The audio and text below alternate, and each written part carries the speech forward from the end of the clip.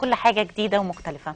النهاردة معانا الكاتبة فاطمة علي ماضي بتقدم لنا مجموعتها القصصية الجديدة الأصوات الخفية. كمان معانا النهاردة مشروع تخرج وهو مشروع متر مكعب، أول فيلم مصري بتقنية ال 3D لهديل خطاب. هديل خطاب خريجة كلية الإعلام جامعة القاهرة شعبة اللغة الإنجليزية. مساء الخير وأهلا بيكم. أهلا بحضرتك. بداية هبدأ مع فاطمة، برحب بيك يا فاطمة وببارك لك كمان على الأصوات الخفية. أهلا بحضرتك. يعني الأصوات الخفية هي مجموعة القصصية الأخيرة. هبدأ معاكي من العنوان، ليه اخترتي اسم الأصوات الخفية أو اخترتي يعني القصة دي بالتحديد عشان تكون هي القصة اللي تتصدر المجموعة بتاعتك؟ هي بالنسبة للأصوات الخفية هي بتتكلم عن إن إزاي العدو يقدر يفرغك نفسيا، يقدر يخليك مستعد نفسيا للهزيمة، يقدر يخليك من غير أي عمليات عسكرية إزاي يقدر يهزمك ويبقى عارف، يعني مخليك تعرف إن أنت خلاص مهما عملت مش هتقدر إن أنت تواجهه. الهزيمة النفسية دي أو الحرب النفسية دي مهمة جدا في حياتنا دلوقتي. يمكن يكون دلوقتي العدو بيستغلها بس إحنا للأسف مش واخدين بالنا خالص. فاطمة، عايزة أعرف المجموعة بتضم كام قصة بالظبط؟ 12 مجموعة قصة، 12 قصة. 12 قصة. أخدوا منك وقت قد إيه في التحضير ليهم؟ يعني هي تقريبا بدأت من شهر مايو لغاية أوائل اللي هي شهر مايو 2011 لبداية 2012. هنتقل بقى لهديل. هديل، طبعا ببارك لك على مشروع التخرج بتاعك، خصوصا ان هو واخد اكتر من جايزه. لسه طبعا هنتكلم مع بعض في الجوائز، ولكن في البدايه متر مكعب ده مشروع التخرج.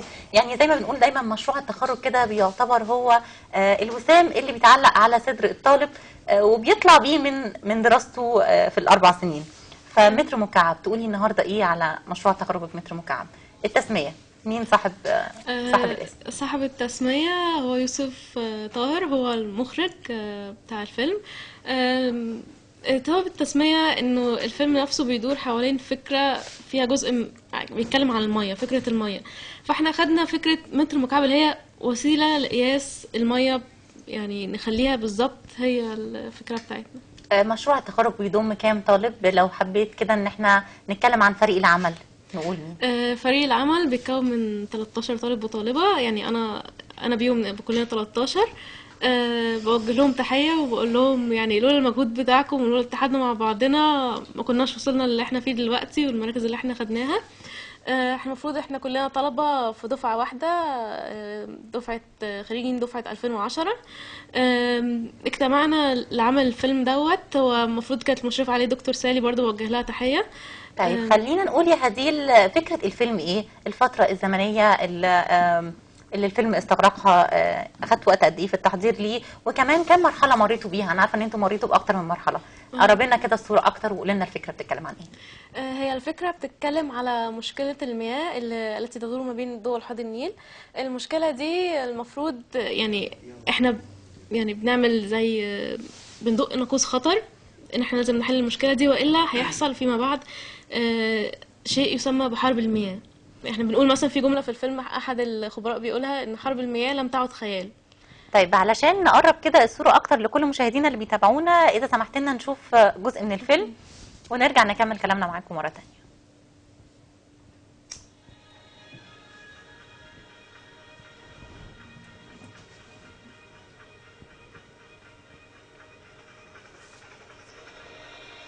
هذه القضية التي يمكن أن تهدد الكثير من أحلام البشرية. مصر دخلت حد الفقر المائي منذ ما يقرب من 10 سنوات أو أكثر. يا رب يقطع المية ويطلع عليها يا رب. أنا وليا كل عاوز أتوضى وأسالي فرد ربنا، ما أناش عارفة. إحنا ربنا يرزقنا بتاعنا أصلا حتى عندنا رزق عشان ما نبقى مسلمين الأيام والكتاب مسلمين.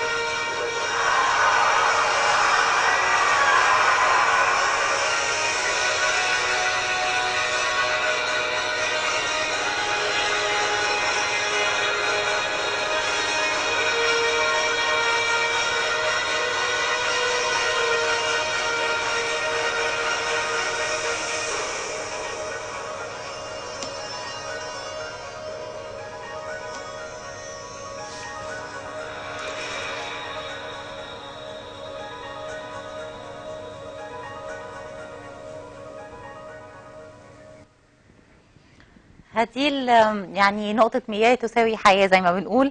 اختياركم للمشروع نفسه كان اختيار مميز جدا. عايزة أتكلم عن أهم المراحل اللي مريتوا بيها. هما كام مرحلة في البداية؟ هما يعتبروا يعني 3 مراحل. مرحلة التحضير البحث، ومرحلة الإنتاج والتصوير، ومرحلة ما بعد الإنتاج، مرحلة المونتاج والبوست برودكشن. 13 طالب وطالبة بتشتركوا مع بعض في مشروع التخرج، المشروع الأهم في تاريخ أي طالب يمر في أي كلية. عايزة أعرف كده، يعني كنتوا يا هديل بتقسموا كل واحد يكون ليه دور معين، ولا كنتوا بتشتغلوا كده بروح الفريق؟ ممكن كل واحد يكمل للتاني حاجة ناقصة عنده. الموضوع كان ماشي معاكي ازاي؟ واحنا في الأول كنا مع بعض كلنا يعني في الأول يعني يوسف اقترح الفكرة، بحيث في الأول كانت الفكرة عبارة عن قريناها يعني عناوين في جرايد في الجورنال، كانت حاجة بسيطة. الموضوع كان لسه موضوع مشكلة المياه بين ضوء حوض النيل ما كانش لسه منتشر. فيوسف قال لنا ايه رأيكم نعمل فكرة عن الموضوع دوت، وان احنا مثلا نعمل زي تنبؤ بالمستقبل جزء فيه. فقلنا اوكي. بس بعد كده بدأنا مرحلة البحث كلنا مع بعضنا، بدأنا نبحث عن الموضوع. بعد كده قسمنا بقى مين يبقى جزء في البحث، وبعد كده مين يبقى جزء مثلا في الانتاج، ومين يبقى جزء بدأ بقى يكون في تقسيم لكل واحد ليه دور محدد. وهل كان في هو بقى كله كان بيشترك مع بعضه؟ يعني حتى مثلا حد ممكن يكون في فريق الانتاج يروح يشارك برضه في البحث، او يعني كله في كان النهاية بيشترك روح مع الفريق بعض. هي الروح اللي غالبة في الشغل كله. وكان في أي تدخل بقى من قبل الدكاترة والأساتذة في الجامعة، ولا كان ليكوا حرية مطلقة يعني في الموضوع كله، بداية من اختيار الفكرة ولغاية ما وصلتوا بقى لنهاية مشروع التخرج؟ هو في البداية الفكرة لما قلنا هنعمل عن موضوع النيل، يعني قالوا لنا النيل ده موضوع اتكرر وكده، بس الحمد لله اقنعناهم في الاخر ان احنا هنعمل حاجه مختلفه وموضوع جديد. فيعني الحمد لله تقبلوا الموضوع في الاخر، يعني فرحوا جدا بالنتيجه. أرجع بقى مرة تانية لفاطمة ومجموعتها الأصوات الخفية. لو بدأنا بالأصوات الخفية، إيه هي الرسالة يا فاطمة اللي عايزة توصليها من قصة الأصوات الخفية؟ وعايزة أعرف كمان مين هم أبطال القصة. هو انا اعتمدت في القصه دي ان هو المفروض ان في واحد بيروح مستشفى على اساس ان بيجربوا عليه دواء جديد. هو خلاص يعني وصل لمرحله اليأس، فبيدور على دواء جديد. ماشي.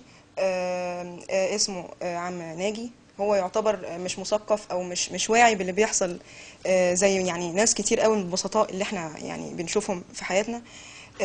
الشخص ده هو يمكن يكون نموذج للناس اللي موجودين في حياتنا، لكن انا حبيت ان انا اوضح ان الاصوات الخفيه ان في حاجات بتاثر على اتجاهاتنا، بتخلينا نتوقع ان في حاجات ممكن تكون حقيقيه وهي مش حقيقيه. مساله ان العدو يضخم نفسه قوي، ان هو يحسسنا ان هو ما حصلش، وان احنا مش ممكن مهما حصل نقدر ان احنا نواجهه في يوم من الايام، دي مساله خاطئه. دي اللي انا قلت لك حضرتك ان هي مساله الحرب النفسيه، ان انا ان العدو ممكن يعني يفرغ الانسان من احساسه بالامل، وان هو يقدر يعمل حاجه. طيب، عايزه اعرف يا فاطمه، يعني ال 12 قصه اختيارك للقصص بيكون حاجات مستوحاه من الواقع وابطالك من الواقع فعلا، ولا الموضوع بيكون فيه جزء من الخيال؟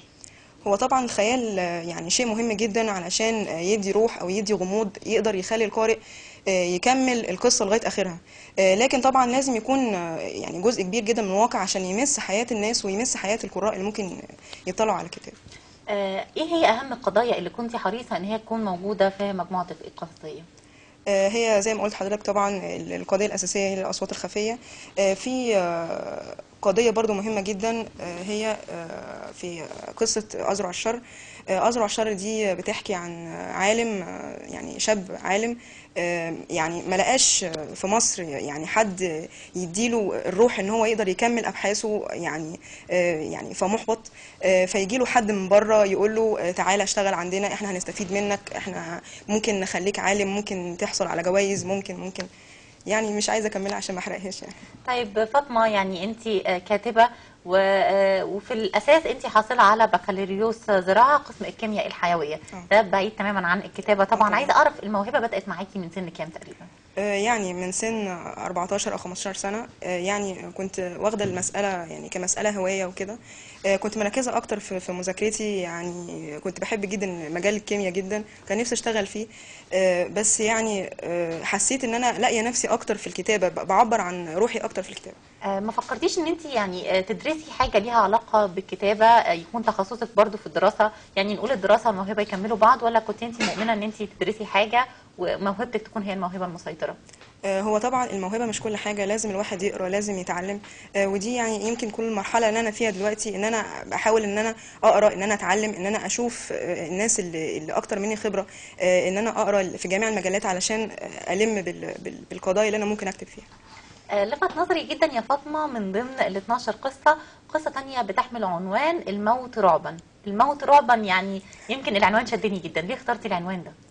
والله هو برضو بتتكلم عن ان احنا ممكن نحط جوه نفسنا ان العدو ده يعني عباره عن وحش مسيطر، مش قادرين ان احنا نواجهه.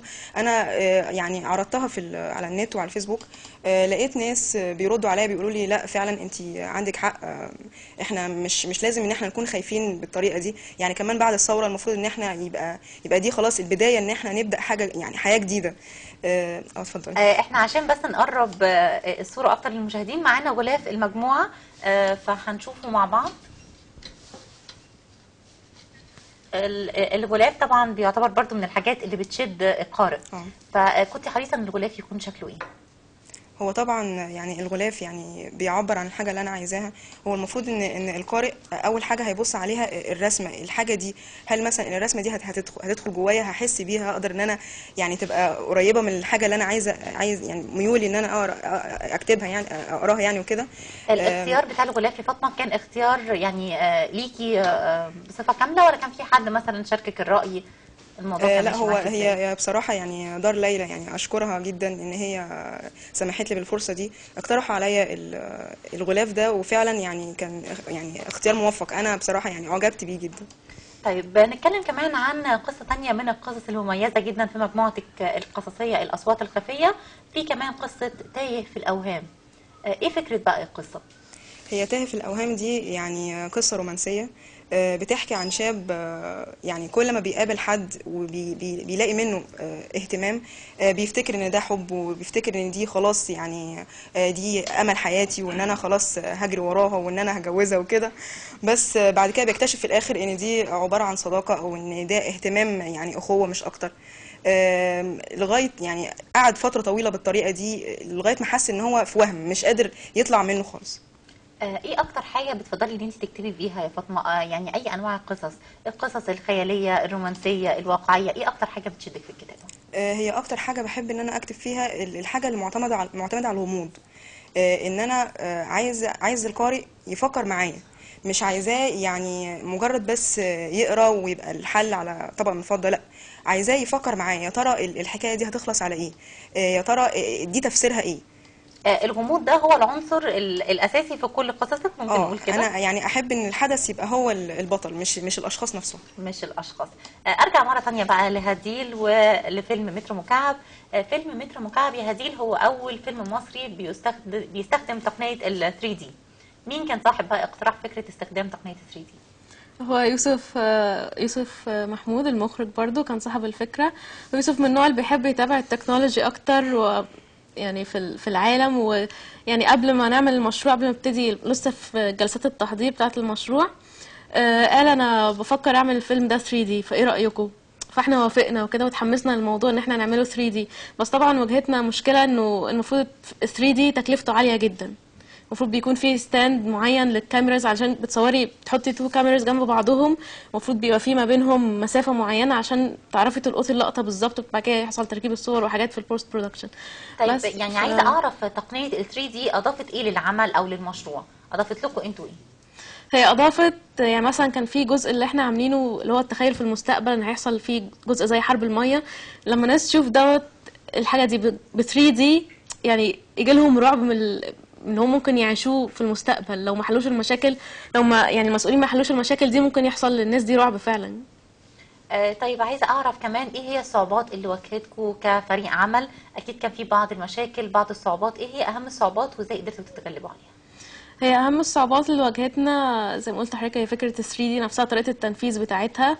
لانه يعني بره مثلا لو قارنا طريقه تنفيذ الفيلم دوت بره هيبقى عاليه جدا، تتكلف مثلا اكتر من 60 70 120 الف، عاليه جدا. فاحنا عملناها بطريقه بحيث ان احنا نعملها بجوده كويسه وفي نفس الوقت بسعر اقل شويه من بره. الصعوبات التانية اللي واجهتنا ان احنا مثلا كنا عايزين نصور مشاهد فيها يعني زي عنف او ضرب ما بين الناس وما بين الشرطة وكده في المستقبل. فالمشاهد دي كانت المفروض جايبين كومبارس كتير جدا حوالي 100. الصعوبة ان احنا طبعا في عدد كبير بيكون اكيد شيء صعب. ان انت تنظميه وتخلي المشهد بالظبط يطلع كأنه مشهد حقيقي، لدرجة ان في ناس فعلا قالت المشهد ده بجد ايام الثورة ولا. فدي كانت من الصعوبات يعني. فيلم متر مكعب كمان يعني يا هديل حاصل على جائزة مسابقة الإبداع الإعلامي للشباب. احنا كمان معانا صورة من الجائزة، وعايزاكي تكلميني بقى عن ردود الأفعال كانت ايه، وحصولكم على الجائزة كان بيمثل لكم ايه؟ فيديو قولي لي كده واحنا بنتكلم يعني حصولك على الجائزة مثل لك ايه ومثل لكل فريق العمل معاكي وكل الطلبة اللي بيشاركوا معاكي في المشروع. وفي البداية عايزة أشكر هيئة الملتقى الإعلامي العربي على تنظيمها يعني الملتقى وإقامتها لمسابقة الإبداع الإعلامي الشباب.